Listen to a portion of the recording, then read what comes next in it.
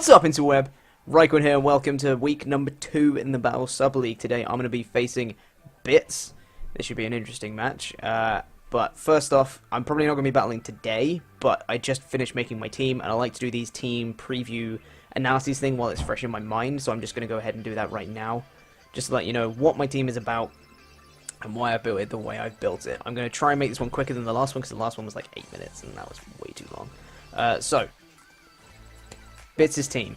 After looking at Bitz's team, I came to the conclusion that Manaphy puts in the finest of work against it. So I wanted some way for Manaphy to put in work against his team. And I figured the best way to do that, I was originally toying with a Tail Glow set, but I figured the best way for him to do that is actually to go with a Choice Scarf Manaphy, which is what the main purpose of this team is, the Choice Scarf Manaphy. So what I wanted to do with this guy is, the reason I didn't go for a Tail Glow set is because he was outsped by too many things, namely Gengar, Mega Latios, Talonflame. There were too many things that could break it down, and he wouldn't be able to put in as much work as I want him to. So I've decided to go for a Choice Scarf set so we can outspeed all those people. Other than Talonflame, of course, because it gets priority, but we'll come to that in a second.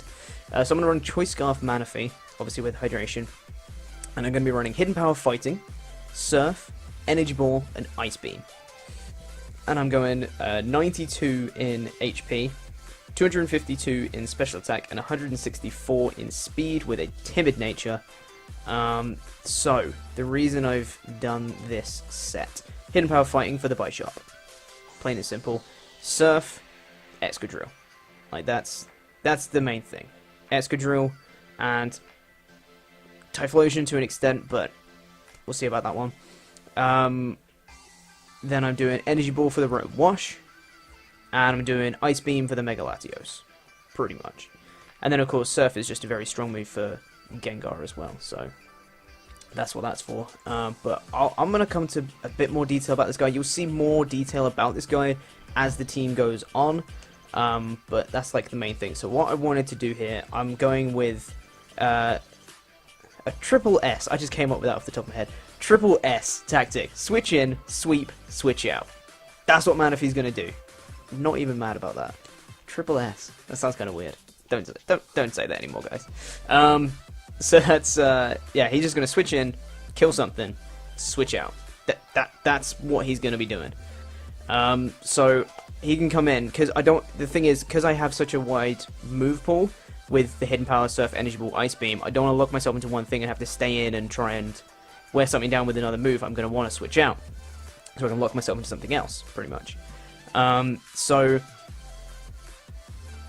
because of that, because I'm going to be switching in and out a lot, I need things to switch in too, so I needed some bulk on this team. I was not looking for speed on this one at all. I wanted bulk. That's what I needed. I needed things to take hits and wear the opponents down to the point where Manaphy can come in and sweep the rest of them, pretty much. So, the first Pokemon that I did on top of Manaphy was Rhyperior. Physically defensive Rhyperior. Rocky Helmet. Stealth Rocks, Earthquake, Rock Slide, Dragon Tail. 252 HP, 252 defense, Impish nature. Okay? This guy is there for one Pokemon and one Pokemon only. Talonflame. Talonflame is not a problem when Rhyperior is around. He absolutely walls Talonflame. Flare Blitz, Brave Bird, U-Turn, you name it, Rhyperior can take it, and he's going to be dealing damage with the Rocky Helmet. So, doesn't even matter if it's like a Swords Dancing set that Bitz brought to his last match. Doesn't matter, Rhyperior can take him.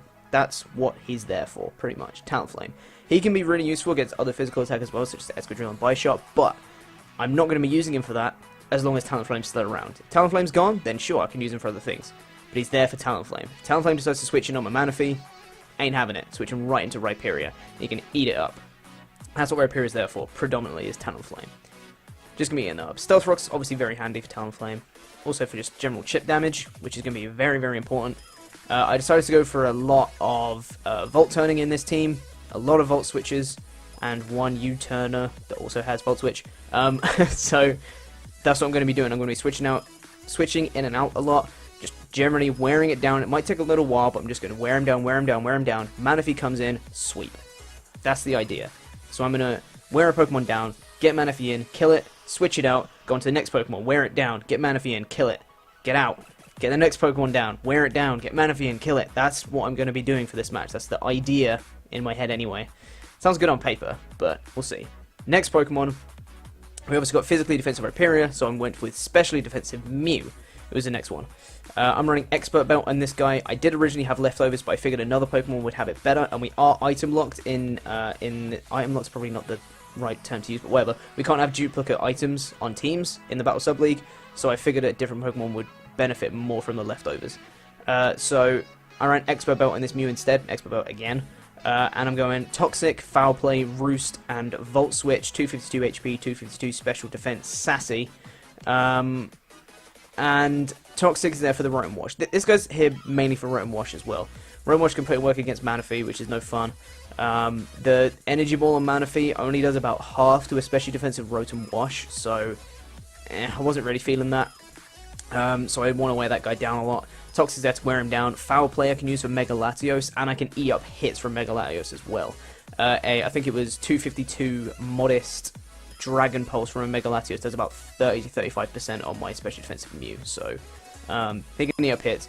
Fire for Foul Play, which is going to do, I think it's just over half to a Mega Latios, which is awesome to just try and wear him down a little bit. And obviously my Manaphy can come in and kill it with the Ice Beam after that. I think Ice Beam does about 75% to a Mega Latios, so as long as I can wear it down a little bit, Manaphy comes in and kills him. So then I have the Roost to try and get HP back, which is why I didn't put the leftovers on Mew, because I already had recovery in the form of Roost, so I didn't really need it. And then I have Volt Switch to gain Switch Initiative, and it's kind of handy for Rotom Wash. Again, want to do a little bit of damage, and I can get out of there. Don't really want to be hitting that thing with Foul Plays, but I do want to poison it with Toxic, preferably. That's what Mew is there for, predominantly the Rotom Wash. And then I went on to the next Pokemon. I realized that Gengar was a massive problem for the team, because Rhyperior can't take special hits. Manaphy does not want to be taking Thunderbolts or Energy Balls, and Mew does not want to be taking a Shadow Ball. Even though it's especially defensive Mew, it can't take Shadow Balls from like a Specs Gengar. So I think that does about 90%, I think it said. Yeah, if it was a Modest Choice Specs Gengar, Shadow Ball would wreck Mew. So I wanted something that could take on the Gengar, really. And I decided to go with Magnezone. Making his debut in Week 2, Magnezone, Assault Vest I'm running on this guy.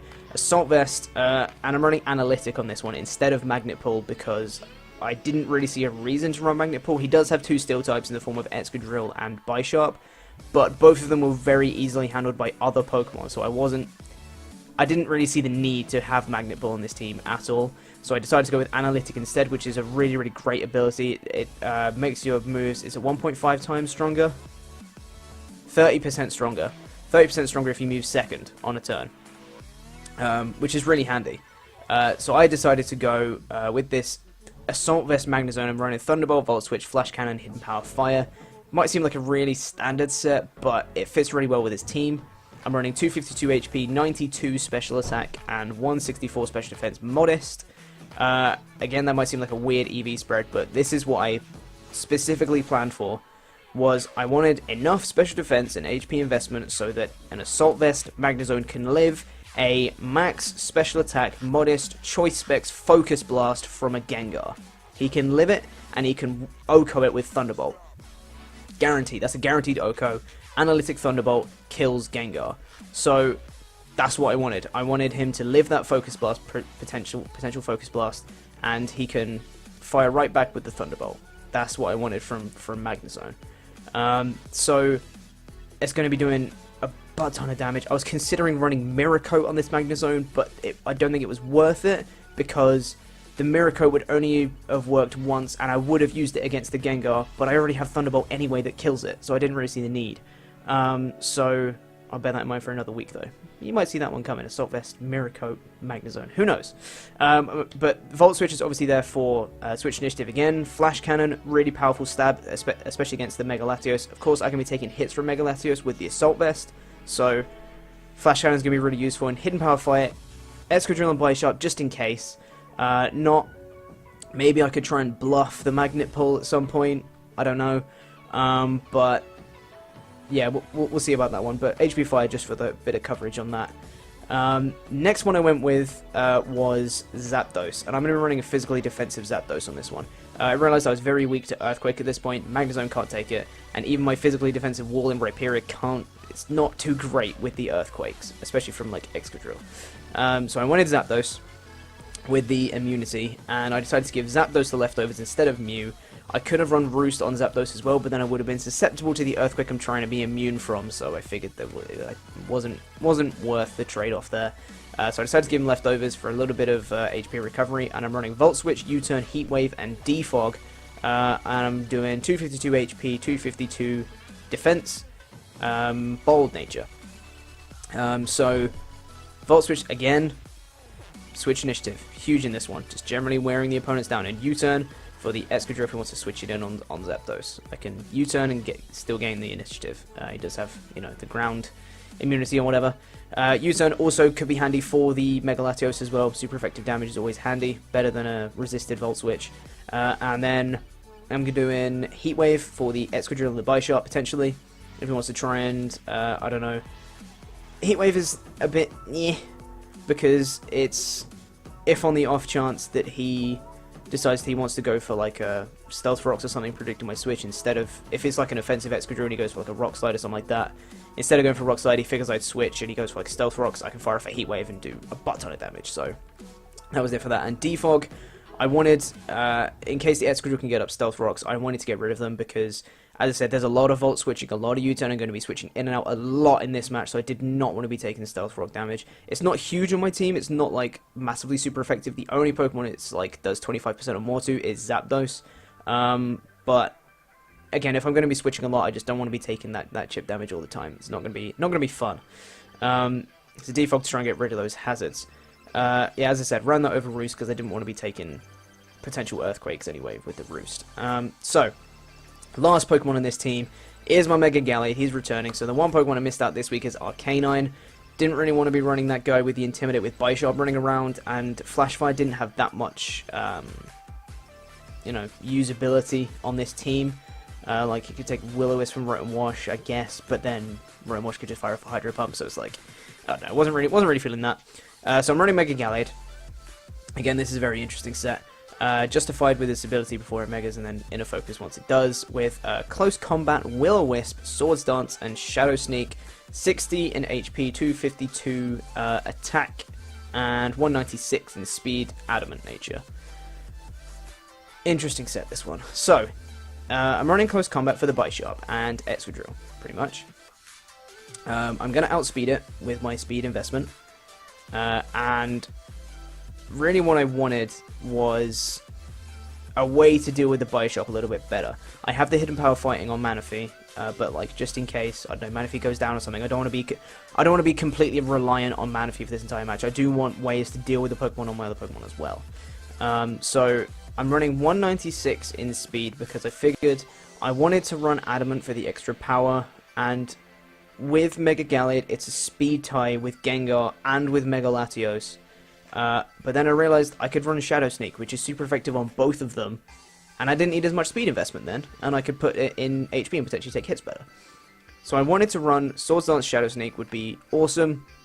I wanted to run the Swords Dance just in case I get the opportunity, but I'm not relying on it. I don't need the Swords Dance, which is pretty crucial, because I don't have to waste a turn trying to get in a position where I might...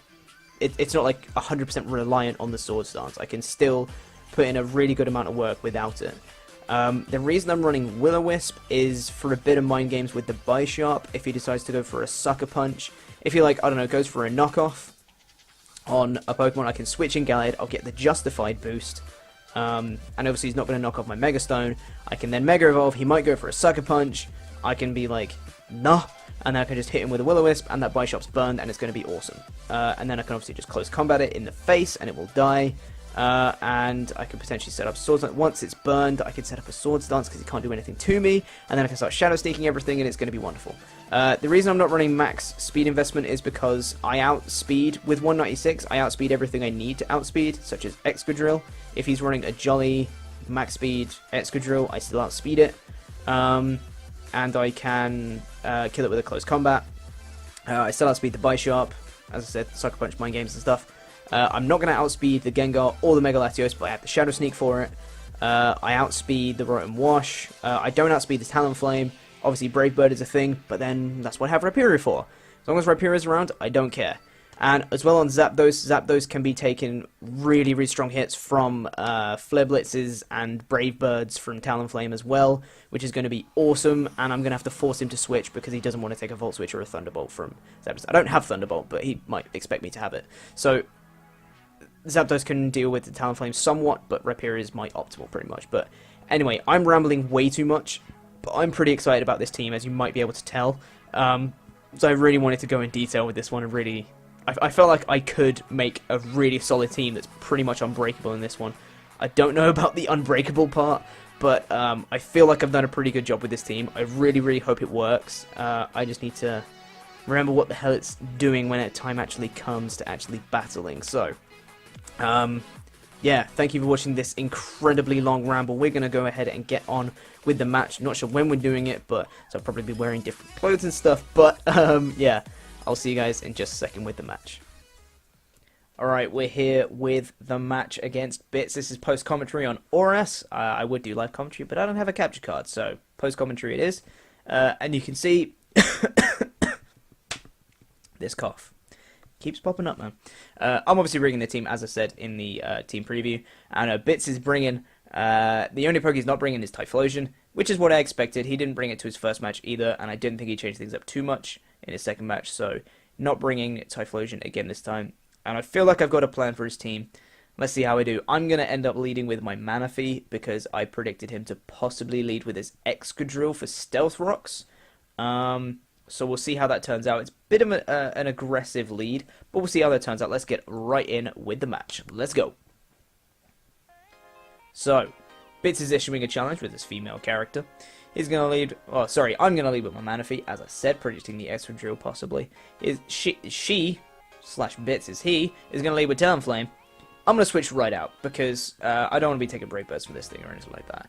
I'm going to go right into Rhyperior. That's what this Rhyperior is for Talonflame and Talonflame only. He's going to go for a U-turn. Here we go, let's see how much this does. Boom! And it does absolutely nothing, because Rhyperior is an absolute beast. Oh, he eats that up. He's going to take more damage to himself from Rocky Helmet Recoil than he did to Rhyperior, so he can U-turn all day, and that is absolutely fine with me. He's going to go into Rotom though, and Rhyperior does not enjoy washing machines. I don't know if it's a little known fact, but Rhyperiors do not enjoy washing machines. So I'm going to switch out, go right into Mew right now, as he's going to go for the will-o-wisp. I did predict the will-o-wisp, and I realized as soon as I hit Mew to switch into it, I realized, oh no, synchronize, he's going to get burned, which means I can't Toxic him. Which is, I mean, it's fine, I can stall him down with burn damage, but Toxic would have been so much nicer. It's just going to make this process a lot longer. So now I'm going to go for the foul play, realizing this Rotom really can't do anything to me, and I just wanted some, you know, a little bit of damage on it to try and wear it down a little bit. He's going to go for a Thunderbolt, and I can eat that up, no problem. I'm going to go for a Roost on this next turn, just, again, that's what I'm doing, I'm stalling him out. I'm just going to go for a Roost, realizing he can't do anything to my Mew. Absolutely nothing. Nothing whatsoever. And he goes for the Confuse Ray. I was like, oh. So that's what he can do. I didn't really want my Mew to be getting confusion damage, just because combine that, if I got like confused twice in a row, combined with maybe like 2 Hydro Pumps, he might actually be able to take me out. So I was like, not feeling that. Let's go for a Volt Switch. So I do manage to break through confusion, which is nice. I'm going to go for a Volt Switch. I should have seen at this point that that is clearly a physically defensive Rotom Wash based on that damage, and I possibly should have gone into Manaphy and just Energy Balled him, but I didn't.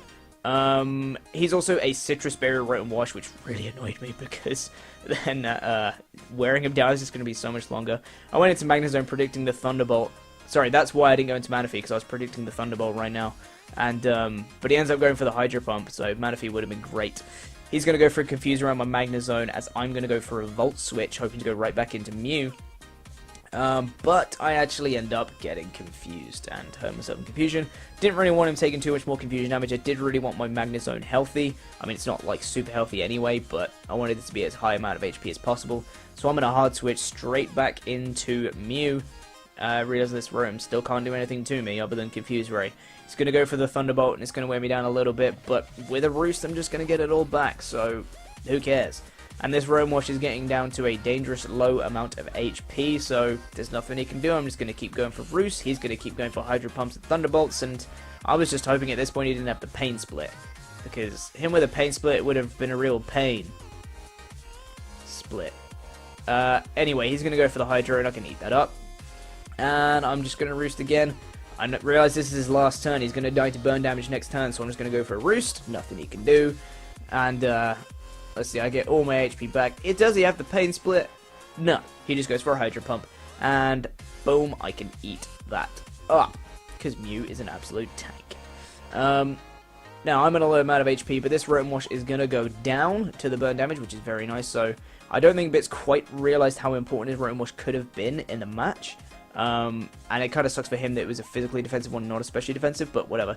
He's going to bring in the Bishop. I'm predicting the knockoff, so I'm going to go right out into Gallade, hoping to get the Justified boost, and it's not going to do too much because he's not going to knock off my item, but he ends up going for the Foul Play, and I was like, oh my god, this is going to do so much damage, and wouldn't you know it, it does so much damage. Jesus, I do get the Justified boost, but I realized at this point, Suckerpunch is going to kill me, so I'm going to Mega Evolve, and I am going to fire off a will-o-wisp. Let's see if this works. Does he go for the Sucker Punch?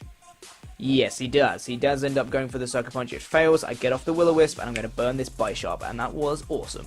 So that Bishop's burned, but then I realized at this point a burn Sucker Punch is still going to kill me, so what's the point? So I'm going to switch out. I'm going to go into Zapdos right here, because I can Heat Wave this guy, and I can eat up any physical hit he wants to hit, especially now that he's burned.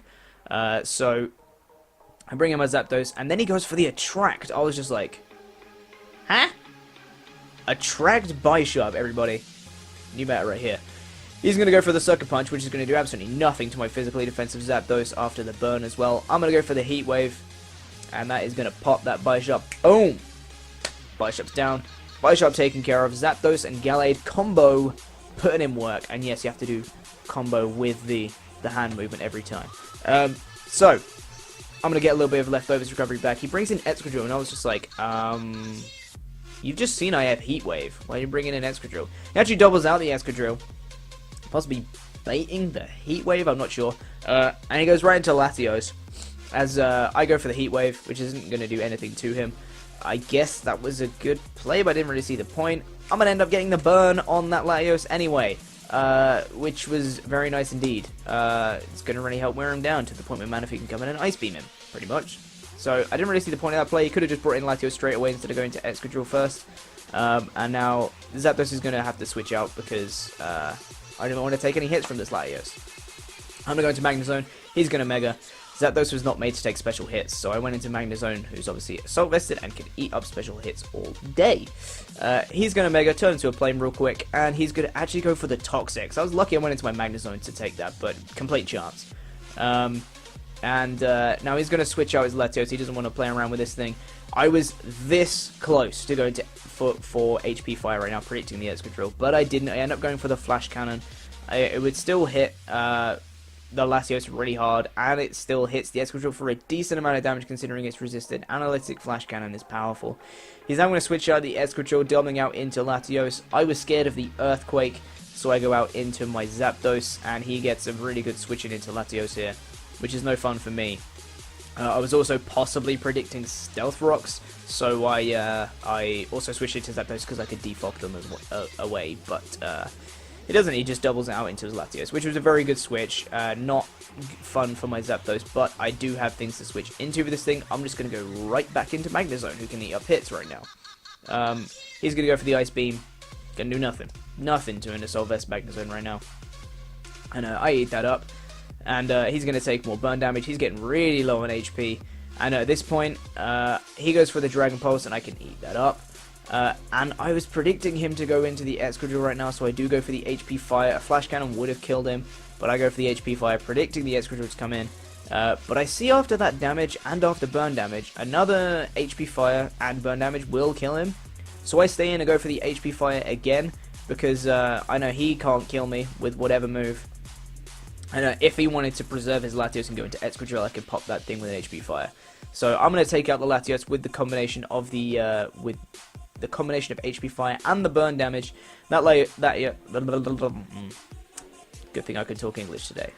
Laios is going down. He brings in Talonflame. Magnezone does not enjoy Talonflame, so I'm going to go right into Rhyperior again. You'll see every single time Talonflame's on the field, Rhyperior's on the field. That's what happens. He's going to go for a U-turn. Again, I'm so happy with him U-turning. He's taking more damage to himself than he's doing to me.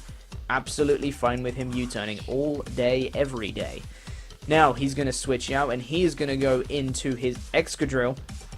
Now, at this point, I realize Excadrill can't really do anything to me. So I just take this opportunity to try and set up Stealth Rocks, because they're obviously going to really help with the Talonflame and possibly break the Gengar's Sash. He doubles out into his Gengar though, possibly maybe baiting my Earthquake and wanting to use the Levitate on Gengar. Again, I didn't really see the point of that, because he could have just switched out to Gengar straight away. And if he had done, I would have switched out and Stealth Rocks wouldn't have been on the field.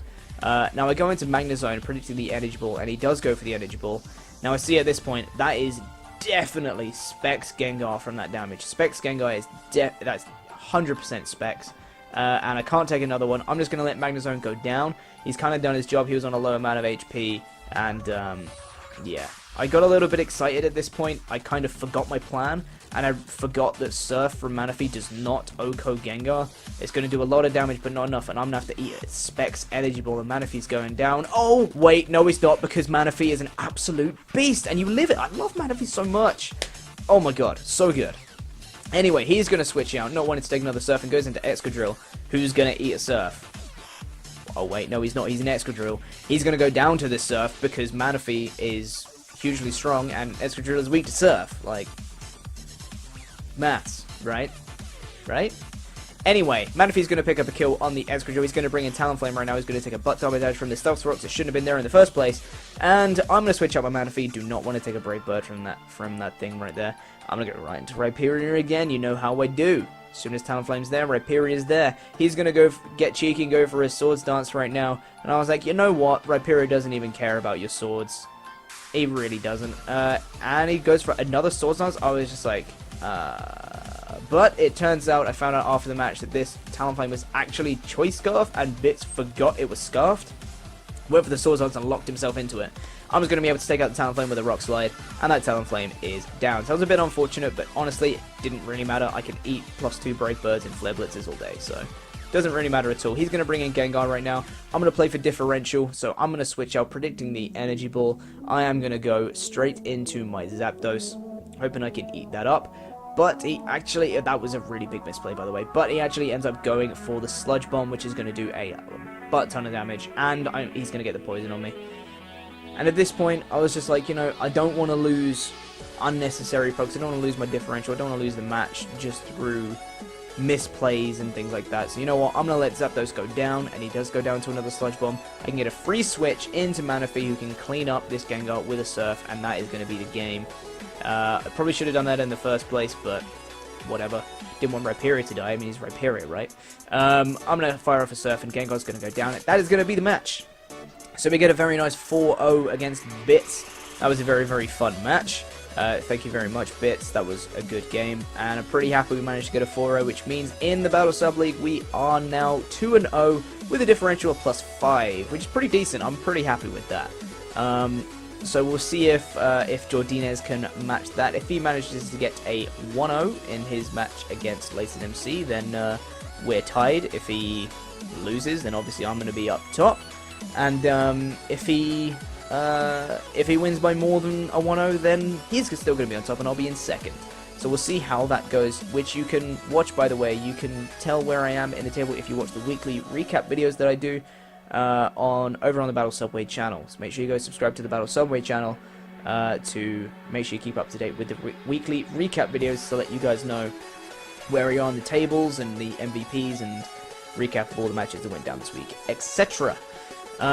So that was really fun. I was really happy with the will-o-wisp play on the buy shop. Didn't really matter too much, but it just felt cool to get that. MVP of the match, probably Manaphy. He got 2 kills, and it's just a bit of a beast. Lived the Choice Specs Energy Ball from Gengar, so I'm pretty happy with that. Looking forward to next week, week 3. I'm going to be facing Youngster Joey, so this is going to be a very, very interesting match. He has some big threats on his team, such as Gliscor and Ferrothorn, which I'm going to have to try and deal with, and Entei, pokes like that, and Mega Charizard Y. Ugh. You have to try and deal with those. But I'll see you guys next week for match number 3, week 3 of the Battle Sub League. Let's see if we can keep this going. See if we can stay undefeated for now. See if we can go 3-0. I'll see you guys then. Toodaloo.